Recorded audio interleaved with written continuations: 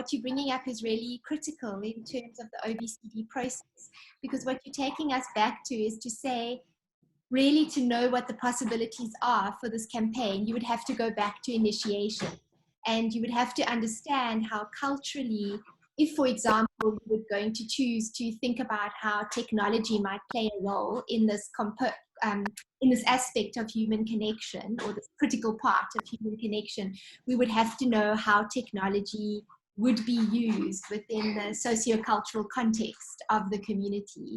And so I just think that's such deep wisdom, because it actually tells us, pause, stop and wait, and go back, reassess, rethink through this process, because this moment calls on us to think laterally, to think differently. But you also really engaged us around a central part of OBCD, which is that its fundamental basis is around human connection. And so if we're wanting true human connection, we can't just accept that the automatic way we go is technology, that we really have to engage with this concept critically. So I think those are really, two critical learning points for the students in thinking about this case example that you were a part of, and thinking about if they were in the situation as an occupational therapist, what might they do to engage with it. True, definitely, Liesl. And at the end of the day, like I said, our target group comes from areas such as mine.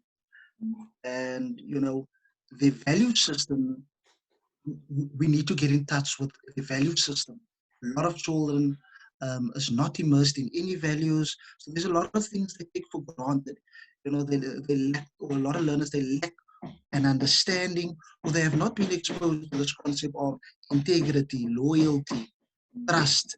So when you do choose a pathway, how are you going to facilitate the learner to, facilitate the learner to develop a value system that's going to ensure that he walks the path with you till the end, and continue holding your hand, because, like I said now, it's overstated. It's a cliche at the moment, the use of technology. Everybody wants to go that route, but we know at the end of the day how important direct contact is. And speaking about possibility, the possibility is still going to be there, obviously, for contact, but yet within a realm of various safety measures. And another important component, given that contact will still be there, we'll still be able to see one another, speak to one another. But what would be important is, and I've always believed this, and many occupational therapists share this view, that the importance of traditional ways. Traditional ways still has a part to play to kind of mitigate at the end of the day, and to kind of compensate for the loss. So I speak about traditional ways, things our grandmothers used, things we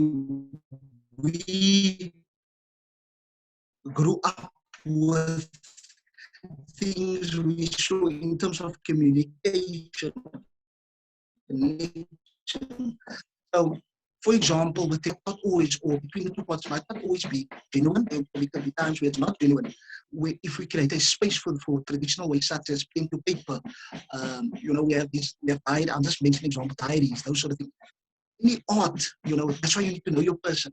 If they can express them within any art, or pen to paper, and express their feelings, and then get that to you. I think at times, sometimes your traditional ways are better than your technological type of ways.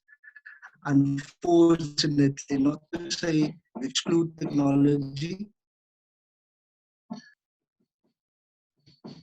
Can you hear me? Yeah, I think you broke up a little bit, Dylan, but I think the end of what you were, the gist of what you were saying, and I think that's really important, is you alerting us to the fact that technology does not automatically replace usual ways in which we know how to connect as human beings. By referring to your grandmother, you're just alerting us to the fact that these are ways that we've known for a long time. And so they can't just automatically be replaced. They're fundamentally true to us as human beings. So I think that's, that's a really good, really key learning for students in thinking just about the pandemic broadly and occupational therapy practices.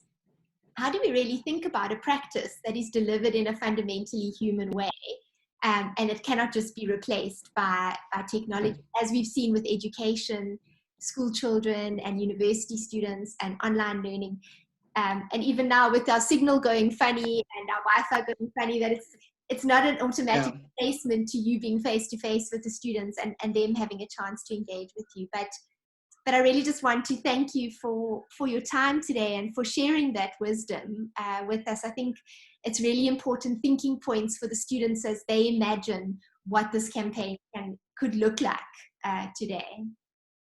Yeah, no, definitely, Liesl. Last point, I'm honored that the campaign is still going, and I'm appreciative that we are still, doing the good work within areas or spaces that it really requires us to, make a difference. As occupational therapists, we have a vast skill set, really be impactful. And it's about really knowing who we're dealing with holistically, and then staying in touch with who we are as well, and using that to influence the process in the best way possible. So thanks, Liesl, for this opportunity. Thanks, colleagues out there. All the best going forward and navigating this COVID-19 issue. Thank you, Dylan. I'm gonna stop recording now.